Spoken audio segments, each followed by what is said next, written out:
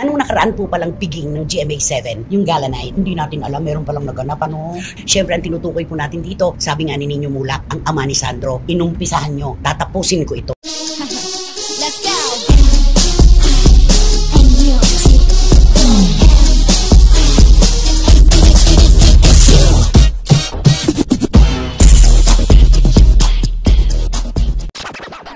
Talaga ang mga issue na pinagpipistahan ng buong bayan ngayon. Ito lang po kami pong tatlo'y nag-uusap. Anong nakaraan po palang piging ng GMA7, yung gala night. Di ba ang dami nating nabasa, kagandahan ng mga gown, di ba? Talaga kani-kanyang kinang ang mga alahas ng mga artista, kani-kanyang format sa kagwapuhan ang mga kalalakihan. Hindi natin alam, meron palang naganap, ano? Yun ang kinagugulat natin lahat. Sa kabila ng maningning at masayang okasyon na yun, may malungkot pala. Meron po palang kasunod na kwento na ngayon nga po ay pinagpipistahan na ng buong bayan. Siyempre, ang tinutukoy po natin dito, sabi nga ni Nino Mulak, ang ama ni Sandro, inumpisahan nyo, tatapusin ko ito. At hindi natin yan maialis dahil si Sandro ay anak ng dating child wonder, ng icon na si Nino. Natural lamang na siya ay talagang makipaglaban para sa kanyang anak. Kailangan niyang manindigan. Naku, ito na ito. Yung pong mga kwentong ito, nagsimula ito sa blind item. Hanggang sa nung lumaon, pinangalanan na. Hanggang sa nalaman na lang natin na si Nino Mulak ay dumulog na po sa kanyang mga kaibigang mambabatas. Nag-report na rin po siya sa NBI. At syempre, naging headline na ng mga pahayagan. Itong naganap na ito kay Sandro. Sa mga oras na itong nag-uusap tayo, sigurado ito nakapagsampa na sila ng formal na complaint tungkol sa pangyayari. Oo, kasi ilang araw na rin ang lumipas. Kailangan bigyan ng action. Diba? At saka umunsulta na rin sa kanyang mga attorney. Buong buo. Mukhang hindi lang naman 2-3 abogado ang kanyang kinakausap. Ilalaban niya po talaga ito. Ano man ang maganap, hindi pa babayaan ni Nino Mulak ang kanyang anak. Sa totoo lang. Diba? Kahit sinong magulang po, ganyan maiisip na kapag kapakanan na po ng anak ang nakataya, wala po tayong hindi gagawin. Diba? At kapag kapag may inabuso, kailangang may managot sa naganap. Yan ang hahanapin natin kung sino ang dapat managot. Napangalanan na rin po ang mga sangkot na taga GMA7 dito, sina Dode at saka si Jojo. At hintayin po natin, malalaman naman po natin yung buong kwento nito dahil siyempre sa pagsasampa po ng reklamo nitong si Sandro kasama ang kanyang mga abogado, iisa-isahin niya ang mga detalye kung paano naganap ang pinagpipistang kwento na ito ng pang-aabuso. Ay, naka-itemize na ito. Oo, dapat lang, di ba? Saka natin matitilad-tilad yan pag nailabas na nila kung paano mga bagay. Ang tanong ngayon po ng ating mga kababayan, matagal na kayang nagaganap ito? Kay Sandro lamang kaya ito nagsimula? Meron na rin kayang iba pang mga nangangarap na mag-artista at nag-aartista na nakaranas na rin ng ganitong pagtrato? Kaya lamang ay nagsitahimik. Ay, oo. Di ba? At saka siguro may nangyari yun siguro kasi hindi anak ng artista ang involved. Pero alam mo, Wendell at Romel at mga kachika, kahit ano pa pong antas ng lipunan, sangkot o kabilang, kahit sino, dapat ay walang ganito. Ay, hindi maganda yung gano'n. Hindi maganda yung gano'n. Kawawa yung mga nangangarap natin mga kabataan na pumasok sa showbiz. Si Nino nagkaroon ng anak sa magkaibang babae, pero hindi siya pumayag na ang mga anak niya ay wala sa kanya. No? At alam po natin kung gaano karesponsabling ama si Nino Mulak. Kaya ito po, isang pangyayari po ito na makikita po natin kung gaano kabangis ang isang Nino Mulak. Naku, no? Yan ang kaabang-abang. Gastusan ng pag-uusapan, hindi uurong ang pamilya, di ba? Kaya masalimuot po itong kwentong ito. Hintayin pa po natin ang iba pang mga pangyayari dahil nagsisimula pa lamang po ito kung tutuusin. Correct. Diba? At naglalabasan ng mga character. Kaya abangan natin kung ano ang kwento ng mga bawat character. Ayan. Kahapon sa aming pag-uusap ni Nino Mulak ay nalaman namin na nagpadala na sila ng formal complaint sa HR ng GMA7.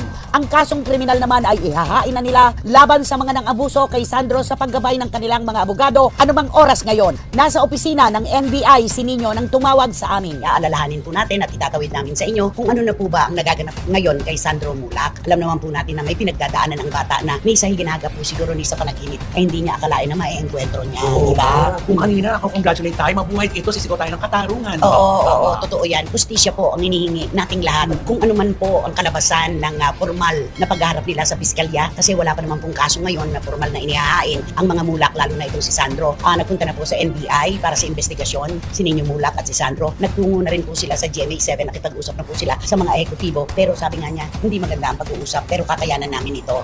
Ang sabi niya, gugulong lamang po itong kasong ito kapag naisampa na po sa piskalya. Yun po yun. Pero ngayon po, sa mga nangungumusta, kay Sandro, bilang kami naman po ay merong direktang komunikasyon sa pamilya na yung hindi nakapagkatulog yung bata. Yun. 2 oras ang pinakamahaba. At saka lagitnaan daw po ng hating gabi, ayon kay Oning, pumapalag yung bata, napapapitlag, biglang iiyak. Nakakabahala talaga yung mga ganyan, mga senaryo pangyayari.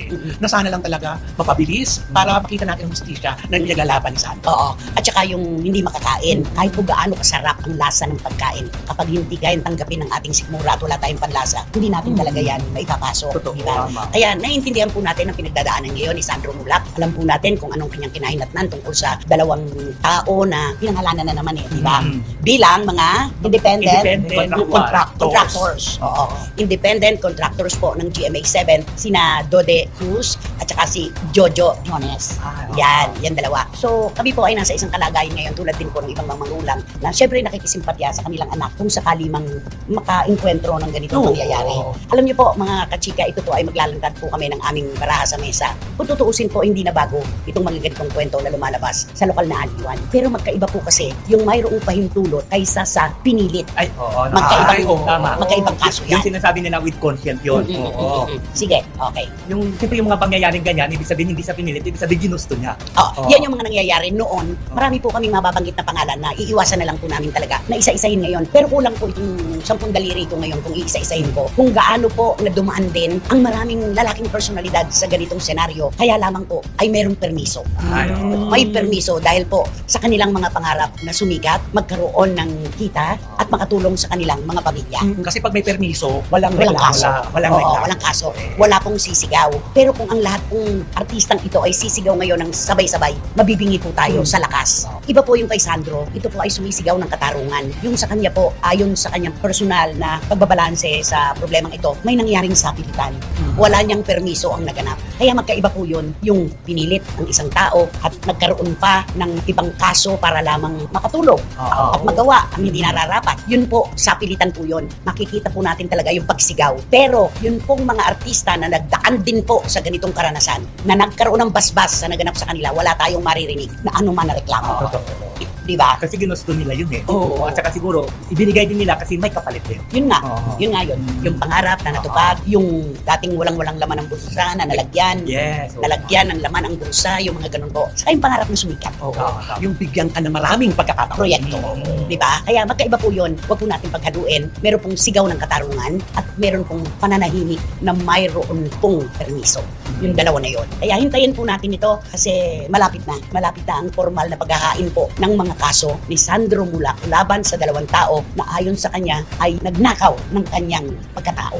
Di ba? Nagnakaw ng kanyang karapatan. Yun yun. Di ba? Kaya nakakalungkot. Oo, at saka napakahirap niyan. Yung kaso, ito ang pinakamahirap na kaso kasi yung paano hihimay-himayin yan ganyan Oo. pagkakataon. Iimayin yan. Tapos yung trauma na tinatawag. Napakahirap pong burahin ito. Hindi po ito tulad ng pinsel na nagkamali tayo, buburahin natin. Ito po ay nakatanim sa utak, nakatanim po ito sa puso. Habang buhay nga po natin itong dadalhin yung ganyan trauma, magkakastigma rin po yan. Habang panahon din po niyang bibitbitin yan. Habang siya ay nabubuhay. Kaya ang dapat, tama ang ginawa ng pamilya Mulak, mag-undergo si Sandro Mulak sa isang proseso ng Psychological. hindi lang psychological talagang lahat ng maaaring makatulong kay Sandro sa kanyang kalagayan ngayon ay dapat gawin. At balita ko na nagsimula na siya. Oo. Nagsimula na siya. Nagsimula na. Dapat po talaga, meron talagang dapat nakatapat ito na Treatment. na dahilan at proseso para kahit paano po ay magamot niya yung bumabagabag sa kanyang isip. At yun na nga mga kachika, kung nagustuhan mo ang hot topic natin for today's video, ay ano pang inaantay mo? Mag-like ka na at i-share mo na din para mas marami pang magkakaalam sa hot topic na ito. Maraming salamat! Let's go.